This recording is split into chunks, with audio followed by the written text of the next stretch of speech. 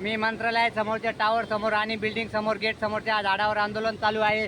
Police प्रशासन सर्व बघत आहे। मी माननीय मुख्यमंत्र्यांनाही आवाहन केलेलं आहे, अजित दादांनाही केलेलं आहे। मला न्याय मिळाला पाहिजे आणि भ्रष्टाचारींवर कारवाई झाली पाहिजे। मी सर्व पुरावे मंत्रालय, जिल्हा परिषद, पंचायत समिती, विभागीय आयुक्त, कलेक्टर, मुख्यमंत्री सचिवालय, राज्यपाल, राष्ट्रपती सर्वांना पाठवले आहे। तरी मुख्यमंत्री साहेब लवकर या आणि मला द्या न्याय द्या। अजित दादा लवकर या, शिंदे साहेब लवकर या, फडणवीस साहेब लवकर या आणि मला न्याय द्या। भ्रष्टाचारींवर कारवाई करा। मी तुमच्या दारात आलोय न्याय मागायला। मी न्याय घेतल्याशिवाय जाणार नाहीये।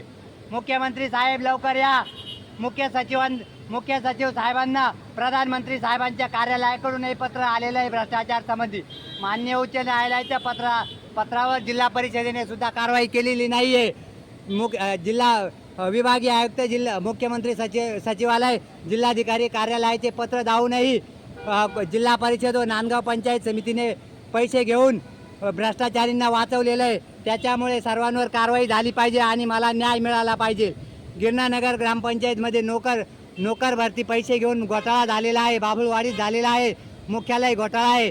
गिरणानगर ग्रामपंचायतमध्ये मासिक सभा, ग्रामसभा न घेता भ्रष्टाचारी ग्रामसेवकांनी पैसे काढलेले, त्याचा अहवाल जिल्हा परिषदेला पाठवूनही माननीय जिल्हा परिषदेने कोणतीही कारवाई केली नाही। या प्रकरणाचे पुरावे मी माननीय मंत्रालय, विभागीय आयुक्त, जिल्हा परिषद, मुख्यमंत्री सचिवालय, राष्ट्रपती, राज्यपाल, पंतप्रधान कार्यालयाकडे पाठवले आहे आणि आपल्यालाही मंत्रालयातील प्रत्येक विभागाला ईमेल केलेला आहे आणि मला या भ्रष्टाचारींवर कारवाई झाली पाहिजे।